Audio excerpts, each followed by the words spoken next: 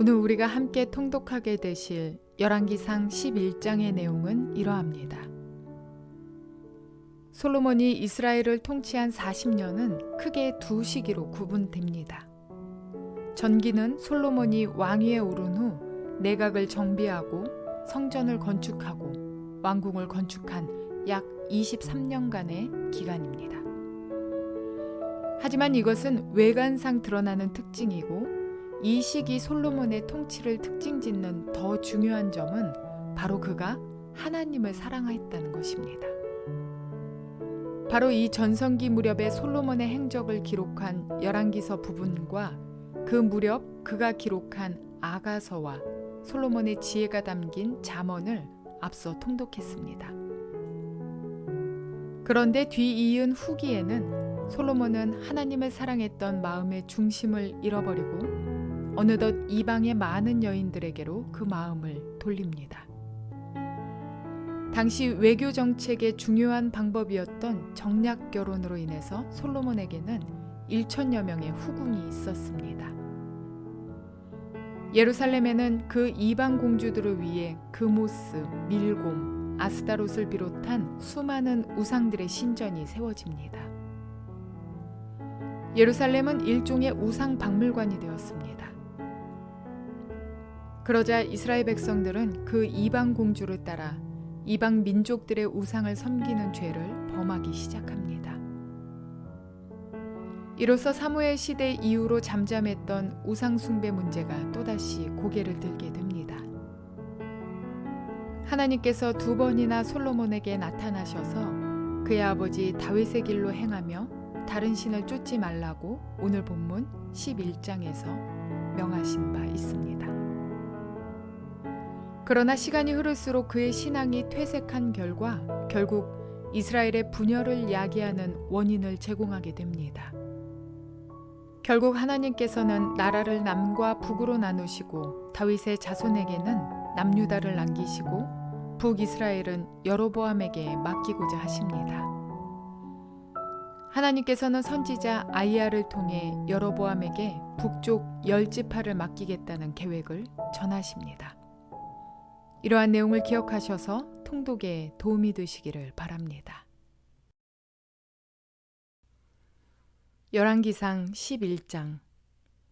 솔로몬 왕은 외국 여자들을 좋아하였다.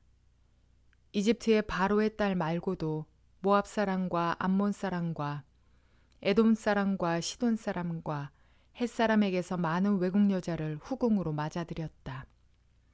주님께서 일찍이 이 여러 민족을 두고 이스라엘 자손에게 경고하신 일이 있다. 너희는 그들과 결혼을 하자고 해서도 안 되고 그들이 청원하여 오더라도 받아들여서는 안 된다.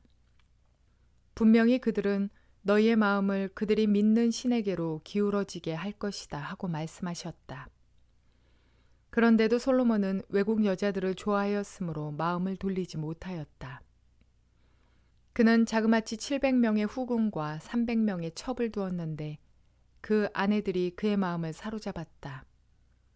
솔로몬이 늙으니 그 아내들이 솔로몬을 꾀어서 다른 신들을 따르게 하였다.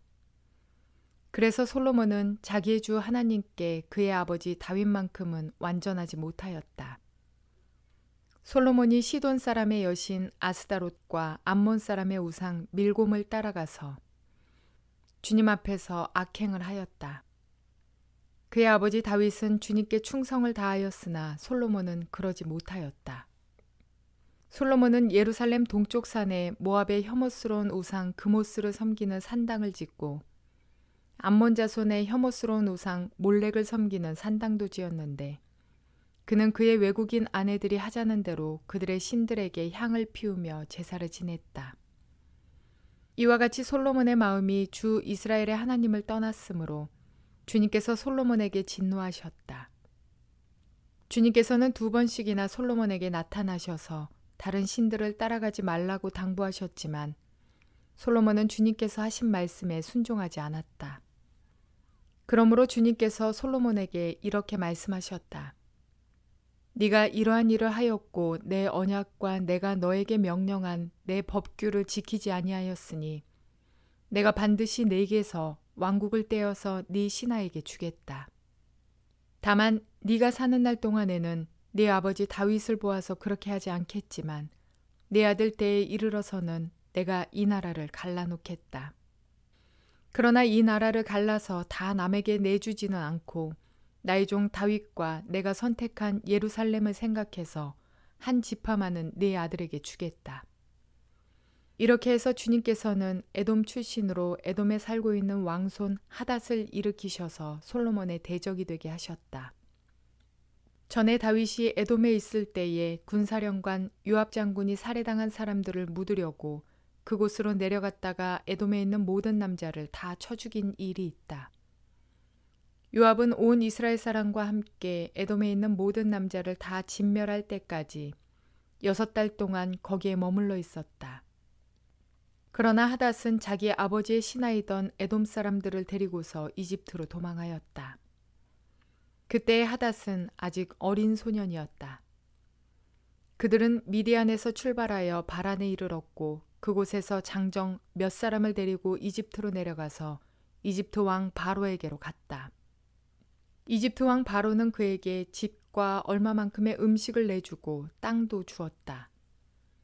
하닷이 바로의 눈에 들었으므로 바로는 자기의 처제 곧 다브네스 왕비의 동생과 하닷을 결혼하게 하였다. 다브네스의 동생은 아들 그누밧을 낳았는데 다브네스는 그를 바로의 궁 안에서 양육하였으므로 그누밧은 바로의 궁에서 바로의 아들들과 함께 자랐다. 그 뒤에 하닷은 다윗과 군사령관 요압 장군이 죽었다는 것을 이집트에서 듣고서 고국 땅으로 돌아가게 허락해달라고 바로에게 요청하였다. 그러자 바로는 그에게 나와 함께 있는 것이 무엇이 부족해서 그렇게도 고국으로 가려고만 하오 하면서 말렸다. 그러나 하닷은 부족한 것은 아무것도 없지만 보내달라고 간청하였다. 하나님께서는 솔로몬의 또 다른 대적자로서 엘리아다의 아들 르손을 일으키셨다. 그는 자기가 섬기던 소바 왕 하닷 에셀에게서 도망한 사람이다. 다윗이 소바 사람들을 죽일 때에 그는 사람들을 모으고 그 모은 무리의 두목이 되어서 다마스쿠스로 가서 살다가 마침내 다마스쿠스를 다스리는 왕이 되었다. 르손은 솔로몬의 일생 동안에 이스라엘의 대적자가 되었다. 그렇지 않아도 솔로몬은 하닷에게 시달리고 있었는데 엎친 데 덮친 격으로 르손에게도 시달렸다. 르손은 시리아를 다스리는 왕이 되어서 계속하여 이스라엘을 괴롭혔다. 느밧의 아들 여로보암은 에브라임 족의 스레다 사람으로서 한동안은 솔로몬의 신하였다. 이 사람까지도 솔로몬 왕에게 반기를 들어서 대적하였다. 그의 어머니는 과부 수루아이다. 그가 왕에게 반기를 든 사정은 이러하다. 솔로몬이 밀로를 건축하고 그의 아버지 다윗성의 갈라진 성벽 틈을 수리할 때이다. 그 사람 여로보암은 능력 있는 용사였다. 솔로몬은 이 젊은이가 일 처리하는 것을 보고는 그에게 요셉 가문의 부역을 감독하게 하였다. 그 무렵에 여로보암이 예루살렘에서 나오다가 길에서 실로의 아이야 예언자와 마주쳤다. 아이야는 새 옷을 걸치고 있었고 들에는 그들 둘만 있었는데 아이야는 그가 입고 있는 새 옷을 찢어서 12조각을 내고 여로보암에게 말하였다. 10조각은 그대가 가지십시오. 주 이스라엘의 하나님께서 그대에게 이렇게 말씀하셨습니다. 자, 내가 솔로몬의 왕국을 찢어서 10지파를 너에게 준다. 그리고 한 지파는 내 종 다윗을 생각해서 그리고 이스라엘의 모든 지파 가운데서 내가 선택한 성읍 예루살렘을 생각해서 솔로몬이 다스리도록 그대로 남겨둔다. 솔로몬은 나를 버리고 시돈 사람의 여신인 아스다롯과 모압의 신 그모스와 암몬 자손의 신 밀곰에게 절하며 그의 아버지 다윗과는 달리 내 앞에서 바르게 살지도 않고 법도와 율례를 지키지도 않았지만 내가 택한 나의 종 다윗이 내 명령과 법규를 지킨 것을 생각해서 솔로몬이 살아있는 동안에는 그 온 왕국을 그의 손에서 빼앗지 아니하고 그가 계속해서 통치하도록 할 것이다. 그렇지만 그의 아들 때에 가서는 내가 그 나라를 빼앗아서 그 가운데서 10지파를 너에게 주고 한 지파는 솔로몬의 아들에게 주어서 다스리게 할 것이다. 그러면 그가 내 이름을 기리도록 내가 선택한 도성 예루살렘에서 다스릴 것이고 내 종 다윗에게 준 불씨가 꺼지지 않을 것이다. 여로보암아, 내가 너를 이스라엘의 왕으로 삼겠다. 너는 네가 원하는 모든 지역을 다스릴 것이다.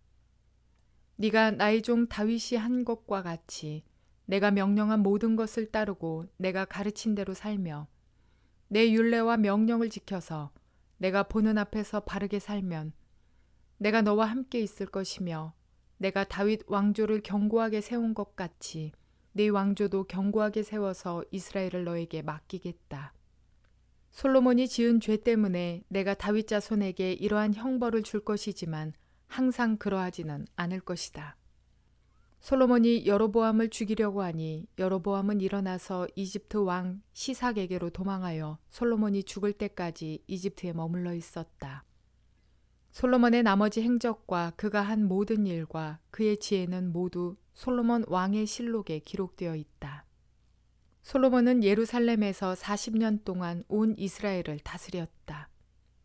솔로몬은 죽어서 그의 아버지 다윗의 성에 묻혔다. 그의 아들 르호보암이 그의 뒤를 이어 왕이 되었다. 부요와 평화는 믿음을 지키기에 참 어려운 환경입니다. 그런데 우리는 이러한 것들을 간구하며 들어주시면 믿음대로 살 것이라 다짐하면서 기도를 하지요.